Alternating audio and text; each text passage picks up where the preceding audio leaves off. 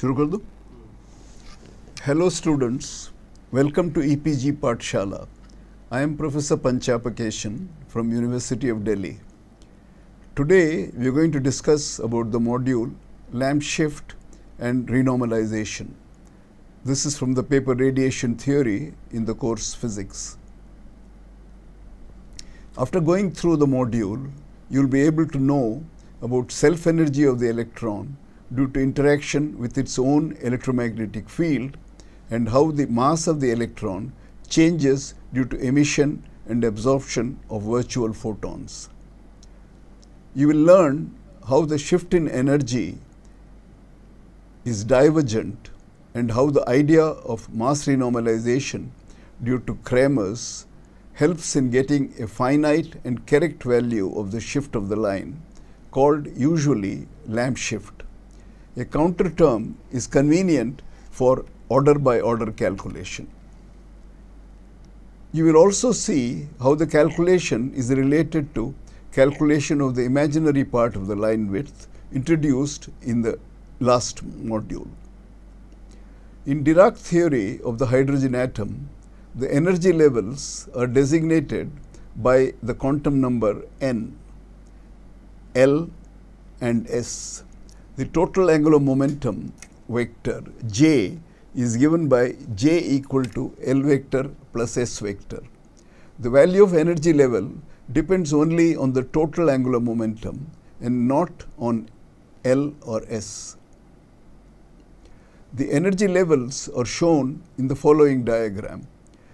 You can see the energy level 2p is on top, but the energy levels of 2s half and 2p3 half, they are mixed up and they are all separate. Yeah. But in experiment, when you observe, we notice that two levels being coincident, which is usually called degenerate, no longer exists in the experimental observation. In the experimental observation, the levels 2s and 2p, which are degenerate on the left, become separated with 2p going down and 2s 3 by 2 going up. In Dirac theory, the 2s half and 2p half levels are degenerate and have the same value, while 2p 3 half is shifted up slightly. The spectroscopic evidence leads one to believe that 2s half and 2p half levels were separated slightly. Utilizing the tremendous improvement achieved in microwave technology during Second World War, W.E. Lamb and his student E.C. Rutherford were able to measure the difference of these two levels in 1946-47 and found it to be 1040 or 1040 megahertz. The absence of other explanations pointed to the shift being due to quantum field theoretic effects. In 1948, Hans Bethe, using Kramers' idea of renormalization, was able to obtain a theoretical value close to the experimental one. This was the beginning of the successful application of the ideas of renormalization. In this module, we calculate the self-energy of an electron bound to the atom using quantum field theory. The electron is treated non-relativistically, while the radiation field is described by the electromagnetic field vector capital A mu. The module is divided as follows. In section 2, we obtain the self-energy expression starting from the idea of the last unit dealing with the line shift. In section 3, Kramers' idea is developed to give an expression for the lamp shift. In section 4, we deal with the elementary ideas of mass renormalization. In section 5, we briefly discuss vacuum polarization and charge renormalization. We first discuss the self-energy of the electron. We saw in the previous module that the imaginary part of gamma was associated with shift in the frequency of the spectral line. Let us define delta EA equal to imaginary part of gamma by 2 and associate it with shift of the level A. Then we have from equation 319 of module M12 that delta of EA is the principal value part of the matrix element of HI between I and A mod squared divided by E capital A minus E capital I minus omega. Here we have generalized the expression to take account of the possibility of more than two levels in the atom. As we are not interested in regions where the denominator vanishes, we will drop the principal value symbol P. We notice that delta EA corresponds to the second order matrix element for the diagram, which is shown in the picture, where an electron comes, emitted a photon, absorbs it again in the intermediate state and goes back to the original value. And this gives the matrix element delta EA is sum over the intermediate states I, product of H prime between matrix element A and I, and H prime between I and A, divided by capital EA minus capital EI minus omega. Here the summation is over the electron levels as well as the various ranges of photon energies. The above diagram is usually called the self-energy diagram, where an electron or a particle emits a photon and reabsorbs it. The photon is the virtual photon. As H prime IA is equal to matrix element between I and A of 1 over root 2 omega minus E by M P vector dot epsilon vector into exponential minus IK vector x dot vector. From equation 2.2 then we can write it in the form of delta EA is equal to E squared by M squared sum over I integral over d cubed k over 2 pi cubed into 1 by 2 omega and summation over polarization lambda of P dot epsilon matrix element between I and A and exponential minus IK dot x mod squared divided by EA minus EI minus omega, where k vector mod is equal to energy omega. There is no conservation of energy in the intermediate state, and so we have summation over I and integration over k and summation over lambda separately. Using dipole approximation, exponential minus I k vector dot x vector approaches 1 and integral over dr summation over polarization of the matrix element of P dot epsilon IA whole squared, we get the value 8 pi by 3 P vector matrix element between I and A mod squared. We get delta EA is equal to 2 over 3 pi into alpha by M squared summation over states I integral from 0 to infinity matrix element between I and A mod squared omega into d omega divided by EA minus EI minus omega. It is clear from this equation 2.7 that the integral diverges at the upper limit. If we denote the upper limit by omega equal to capital K, delta EA goes like limit of K as K goes to infinity.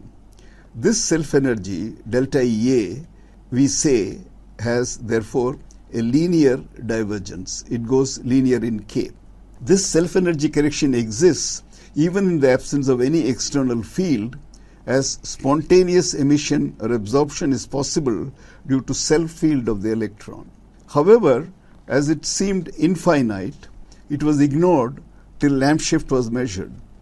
As mentioned earlier, Hans Bethe, using the Kramer's idea of renormalization, was able to obtain a theoretical value close to the experimental one. Kramer's idea and lamp shift. As energy shifts of a free electron and a bound electron both diverge, we subtract from the infinite self-energy of the bound electron the infinite self-energy of the free electron. We expect a finite value for the result, which can be identified with lamp shift. This kind of subtraction was first suggested by H.A. Kramers to get over the problem of divergences in the theory. It was reformulated using a mass counter term by Z. Koba and S. Tomonaga in 1947. To handle infinities in a consistent way, the theory was cast in a relativistic covariant form later by Schwinger, Tomonaga and Feynman. Here we study why Bette's non-relativistic theory, which is sufficiently illustrative for our purposes. Let us calculate self-energy of the free electron. We need not make the dipole approximation.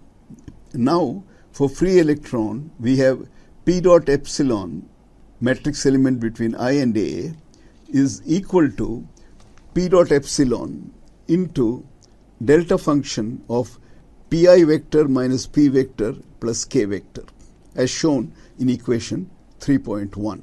Pi vector dot epsilon lambda vector is equal to P vector minus K vector dot epsilon lambda vector, which is equal to P dot epsilon vector, as K dot epsilon is 0. That is, P dot epsilon vector matrix element between I and A is equal to P dot epsilon vector only. Now, EA minus E capital I minus omega is equal to P squared by 2m minus P vector minus K vector whole squared by 2m minus omega, which is equal to P squared by 2m minus P squared by 2m plus P dot K by m minus K squared by 2m minus K. And this is all closely approximated by V vector dot K minus K by 2 into K by m minus K. And they are equal to minus K vector approximately, since V vector is much less than 1 and K is much less than m. Hence, the expression delta EA for self-energy of a free electron reduces to delta EA for the free electron of the order of minus 2 over 3 pi alpha by m squared into P squared integral over dk, which goes from 0 to k, but k approaches infinity. Subtracting 3.4 from 2.7 and using P vector squared is equal to the matrix element of P squared between A and A, which is equal to sum over I of PIA whole squared, and omega d omega can be written as k dk. We have delta EA observed, which is defined as delta EA bound minus delta EA free, is given by the expression 2 over 3 pi alpha by m squared integral from 0 to k, capital K, sum over I, matrix element of PIA whole squared, multiplied by k divided by EA minus EI minus k plus 1 dk, which is of the order of 2 by 3 pi alpha by m squared, summation over PIA squared, EA minus EI, integral 0 to k of dk over EA minus EI minus k. Therefore, using this, delta EA observed is equal to 2 over 3 pi alpha by m squared, summation over I, P between I and A square into EA minus EI into log of capital K by EI minus EA modulus. As K is much greater than EI minus EA, we can replace EI minus EA by EA minus EA average, which is defined by the equation delta EA observed is equal to 2 over 3 pi alpha by m squared log of K divided by EA minus EA modular average, multiplied by matrix element of PIA whole squared into EA minus EI. Considering now the sum PIA squared into EI minus EA summed over all i's equal to half sum over I, matrix element of P between A and I, minus matrix element of H naught P vector between I and A, minus H naught P commutator matrix element between A and I, into P vector matrix element between I and A. The whole thing then reduces to half into matrix element between the same state A of P vector commuted with the commutator of H naught and P vector. Now, H naught P vector commutator is equal to P vector squared by 2m plus V commuted with P vector, which is equal to V R vector into P vector, which is equal to I delta of V or gradient of V, as P vector is equal to minus I delta. So we have P vector, commutator of P vector with commutator of H naught P vector is equal to P vector into I delta V vector, which is equal to delta squared of Vr, which is equal to E squared delta function delta cubed of R. Hence, from 3.7 and 3.8, we have pi a squared into ei minus ea sum over all I is equal to half of delta squared V between the states A and A, which is equal to E squared by 2 into modulus of psi A at the point 0 whole squared. Now the ground state psi A at 0 is given by psi A 0 mod squared equal to 1 over pi n cubed A naught cubed for all S states with L equal to 0, but it is equal to 0 for all other L's. Substituting 3.9 and 3.10 and 3.6, delta EA observed is equal to 2 by 3 pi alpha by m squared into E squared by 2, 1 over pi n cubed A naught cubed log of capital K by EI minus EA average. As the Bohr radius A naught is equal to 1 over alpha m, we rewrite 311 as delta EA observed is equal to 8 pi by 3 pi alpha cubed E squared by 8 pi A naught 1 over n cubed log of K by EI minus EA average. Equation 312 gives us the shift energy of 2s half called the lamp shift. For electrons, we take capital K equal to m, mass of the electron. EI minus EA average is equal to 17 Rydberg by calculation.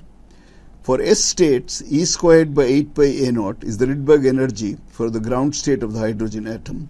We have 1 Rydberg is equal to 13.6 electron volts, and mass of the electron is 511 into 10 raised to the power 3 electron volts. So, log of K by EI minus EA average is equal to log of 5.11 into 10 raised to the power 3 divided by 17 into 13.6, which is roughly of the order of 7. Substituting these values in 312, delta E observed is 10,040 megahertz. The experimental value of lamp shift is 10 raised to the is 1057.7 plus or minus 0.2. So this shows a remarkable agreement. Also, it justifies the use of quantum field theory and Bethé's method of calculation. Bethe used a cutoff capital K of the order of m. We also notice that linear divergence becomes logarithmic divergence after subtraction. In the relativistic treatment, we get a logarithmic divergence which becomes a finite value on subtraction. Mass renormalization. The philosophy behind subtraction leads us to mass renormalization.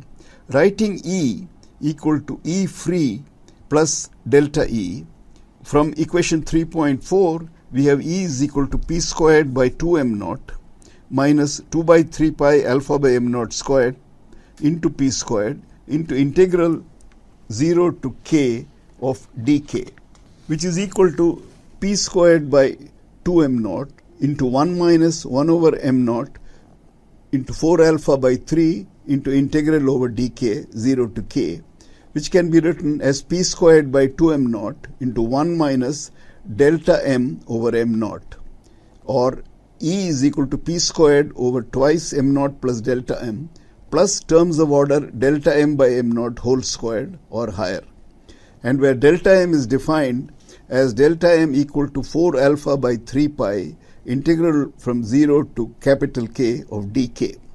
Writing the Hamiltonian in terms of m, the mass m naught is equal to m minus delta of m. The Hamiltonian H is H radiation plus P squared over twice m minus delta m minus E over twice m minus delta m into P vector dot A vector plus E squared by m squared into A vector whole squared, which can be further written as H radiation plus P squared by 2m plus delta m by m into P squared by 2m minus E by 2 P vector dot A vector plus E squared by m squared A vector squared plus terms of order E cubed and higher. If we calculate delta E for free electron with this Hamiltonian, the contribution due to minus E by 2 P dot A and delta m by m or P squared by 2m cancel each other to give a true shift. This is the idea of mass renormalization. When we calculate delta E for the bound electron, the inclusion of both these terms corresponds to calculating delta E bound minus delta E free. Thus, the Hamiltonian expressed in terms of the observed mass has the subtraction idea built into it. The expansion delta m by m is taken to be in powers of alpha, so we can neglect higher powers of alpha. We are not bothering about the fact that delta m itself is infinite in this formal treatment. Delta m is equal to 4 alpha by 3 pi, integral over dk going from 0 to capital K is only up to order alpha. If we wish to calculate higher orders of minus E by m into p vector dot a vector, then delta m also has to be calculated to higher orders to eliminate divergences in that order. We have not so far considered the term E squared by m squared a vector dot a vector, which corresponds to the following diagram called Seagull. You can see the diagram. In principle, the Seagull term also contributes to self-energy. However, as it is independent of momentum, it is the same for free and bound electron, so there is no finite shift for the bound electron. Hence, its contribution to delta m is trivial. The shift for L not equal to 0 states vanishes due to the approximation made in defining EI minus EA average. In actual process, there is a shift for other states also, though it is very small. Vacuum polarization and charge renormalization. In the study of Dirac theory of electron in quantum mechanics, you may have learnt about hole theory or negative energy electron states. According to Dirac, these states are all filled up, and by Pauli principle, and because of Pauli principle, the vacuum has no further room for electrons. However, these electrons in negative energy states can be polarized like in a dielectric. This polarization will induce a redistribution of the charges of the electron placed in Dirac's vacuum. The electron will attract a charge plus delta E around it and send a charge minus delta E to infinity. The vacuum polarization will also contribute to change in the energy level of the electrons in 2s state. This was calculated by Wheeling in 1936. The 2s 3 by 2 level is lowered, 2s half level is lowered by 27 megahertz. This has also to be taken into account in calculating the correct lamp shift. In this module, we have learnt that glimpse into how finite corrections are calculated to the results of quantum field theory by renormalizing the calculated values. Since the values are divergent, this is a very delicate issue. The observation of lamp shift was a crucial first step in this revolution, followed by further successful calculation in later years. The success of the relativistic calculation of the non-relativistic calculation shows that most of the contribution to lamp shift comes from lower frequency non-relativistic region. We obtained the shift in the 2s half and the 2p half state to be of value 1040 megahertz, which is very close to the experimental value of 1057 megahertz. In evaluating this, we followed the treatment of Bethe, who used the Kramer's idea of mass renormalization. It is seen that by this subtraction method and using a cutoff value of the order of the mass of the electron, the result agrees with the experimental value. If we follow the relativistic treatment for the electrons and following rigorous methods, we get a value very close to that of the experimental one. Thank you.